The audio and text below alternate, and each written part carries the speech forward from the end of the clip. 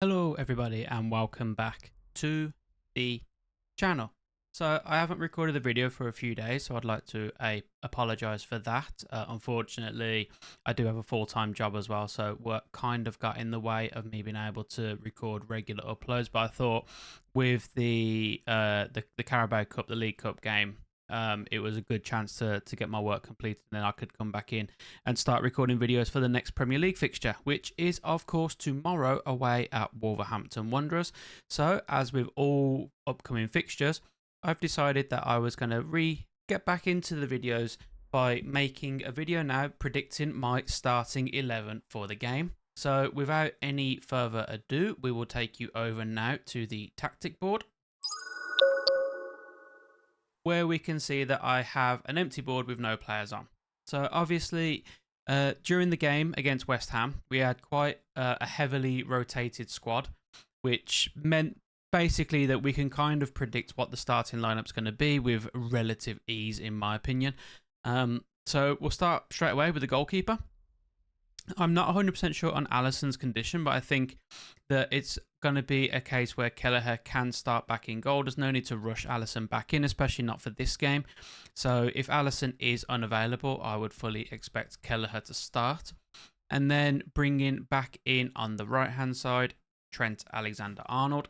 Again, he missed out against West Ham, and I think that was purely just to make sure that he stayed fit, stayed fresh, and then he can come back in as fit and ready to play.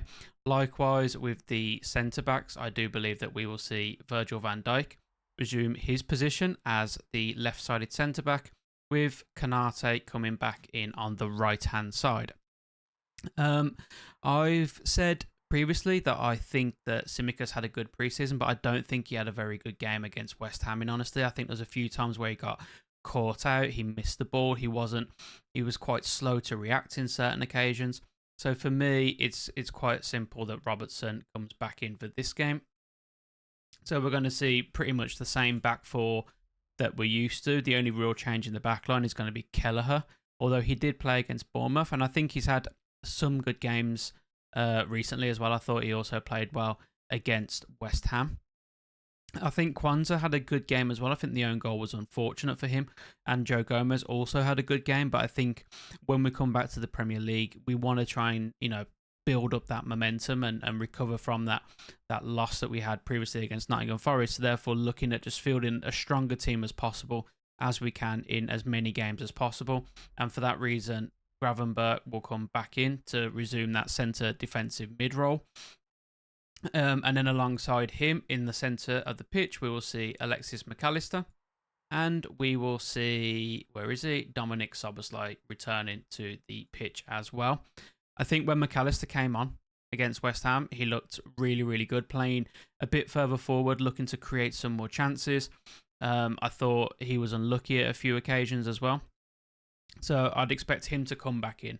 What I do expect to see, though, is the midfield to sort of kind of take this shape, allowing both McAllister and Szoboszlai to operate a bit further up the pitch, with Gravenberch sort of receiving the ball deep, doing that turn that he does, and then trying to progress the ball forward that way as well. But it wouldn't surprise me at times when, if we haven't got the ball, to see Gravenberch shift over, McAllister to sort of drop back in, and then Szoboszlai will, with his engine, be getting backwards and forwards and coming and helping back, especially on this right hand side of the pitch, covering if Trent does push further forward and so on and so forth. But I think to start off with, we'll look to be on the front foot, we'll look to control the game. Obviously Wolves haven't had a great start to the season, so we'll look to capitalise on any vulnerability they might have. So I think we'll start with a more attacking lineup with our midfield, in terms of both allowing McAllister and Szoboszlai to get forward and try and create some chances in the final third. Up front, Chiesa I thought played quite well, but I think Salah returns on the right-hand side. I don't think Chiesa's quite ready yet for a full Premier League debut. I think we'll see him coming on, but I'll go over that bit more in the subsection. Up front, I think we will see Diogo Jota. Again, scoring against West Ham, looking deadly, looking sharp. I think he does the role of almost like a false nine, where he does drop back a little bit and receive the ball, and then he's able to play a bit further forward, allowing Salah and Diaz to come inside a little bit more. A bit similar to what we used to see from Roberto Firmino when he played there, where he would drop sometimes to be more of like an attacking midfielder and allowing Salah and Mane to get in. I think that Jota does a very similar role where he does drop deep and he almost acts as a false nine. He bridges somewhere between a centre attacking mid and a striker and is able to link up the play that way. I thought Gakpo had a brilliant game as well against West Ham. Obviously coming away with 2 goals. He looked very good. He looked sharp. He looked dangerous. But I think, judging it purely based on the Bournemouth performance and the fact that he was rested, I think we'll see Diaz start this game as well. So that's my predicted starting 11. But there are a few changes that I would expect to see during the game. So again, I think that every time Gakpo has started, he's looked fantastic, but also so has Luis Diaz, which is obviously giving Arne Slot the kind of headache that he would want to have. But it wouldn't surprise me to see a change like this, Gakpo for Diaz, to bring him on and get him some more Premier League minutes. Likewise, I think if we're thinking about rotation, I think Curtis Jones played quite well. So I wouldn't be surprised to see him come on at some point. Possibly for McAllister, depending on how he's playing. Being as Szoboszlai got a full rest for that game. So maybe we'd see a change a bit similar to that, where Curtis Jones comes on. But it also wouldn't surprise me if we brought him on for, say, Szoboszlai and left McAllister on the pitch and allowed Jones to operate more advanced compared where McAllister will drop back. He will do a bit of that dirty work. I think Jones operating a bit further forward with his control of the football. So it wouldn't surprise me to see him come on. But the only question I would have really is who does he come on for? So that's that one. And then likewise, I would like to see Chiesa get some more minutes, potentially to give Salah a bit of a rest if he needs it. So we could see Chiesa, but he also could come on in place of Diogo Jota as well, and then see how he operates through the middle. But I think we would probably see Salah be rested and then Chiesa come on for him. And we could also see Darwin replace Diogo Jota as well. There is an argument to say changes in the backline, but I think given that Trent had a full rest and Bradley played the full game, I don't necessarily think we'll see Bradley come on for Trent in this game. And I think Robertson will probably play the full match because I don't think Tsimikas had his best game against West Ham. I don't think that's unfair to say.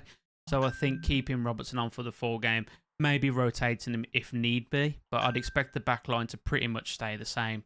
And then the only real changes we'll make are in the midfield and the attacking areas. So now we are going to go over and we're going to take a look at my score prediction. So, yeah, as I say, Wolves haven't had the best start to the season. I think that they've looked poor in the majority of games that they've played.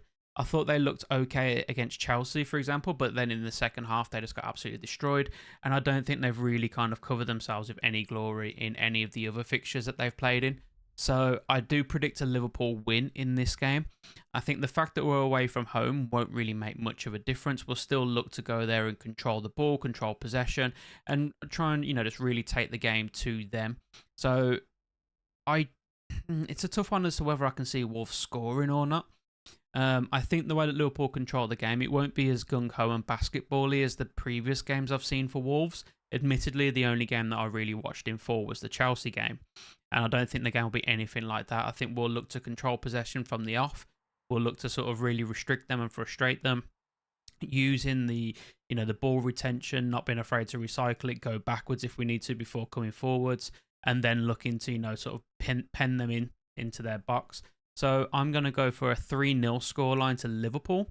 So hopefully that comes into fruition because I think with the Arsenal-Man City game, we've got a chance now of getting that, fully recovering from the loss that we had against Nottingham Forest and then really sort of pushing Man City now to, try and get to the top of the table. So yeah, that's my prediction. It's going to be a 3-0 away win to Liverpool and that's my predicted lineup. So let me know in the comments down below. What's your thoughts on the game? Do you see any changes to the starting lineup that I've predicted? And also, what's your prediction for the scoreline as well? So again, thank you very much for watching the video. Sorry I've been away. I am looking to get back into the regular uploads now going forwards. So yeah, drop a like on the video if you enjoyed it. Subscribe to the channel if you enjoy this kind of content. And I will catch you all in the next one. Take care and goodbye.